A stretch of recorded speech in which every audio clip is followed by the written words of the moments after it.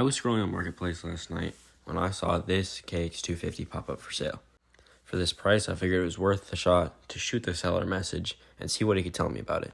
Although he was pretty confident when it was just the valves, I wasn't sure, but I decided to get in the car and head on up to check it out. The drive was about an hour and a half, and by the time I arrived, it was getting dark. I decided to head right into the shop to take a look at it. At first glance, this thing wasn't looking too bad. Although it was rough around the edges, it was still pretty clean, and there were clearly some things that had been done to it. Over the course of the next couple weeks, I plan to tear this bike fully down to the frame and tear apart this engine to see why it's locked up. If this is something you'd watch, make sure to subscribe. And I'm feeling good. I'm feeling good.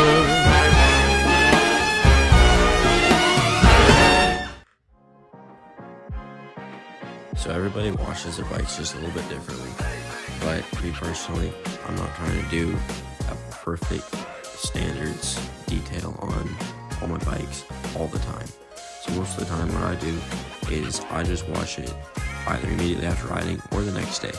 I start out by wetting it down with a garden hose and a nozzle like I just did, and then I like come along with a pressure washer and clean up all the dirt that has now been softened by the water I just sprayed on it.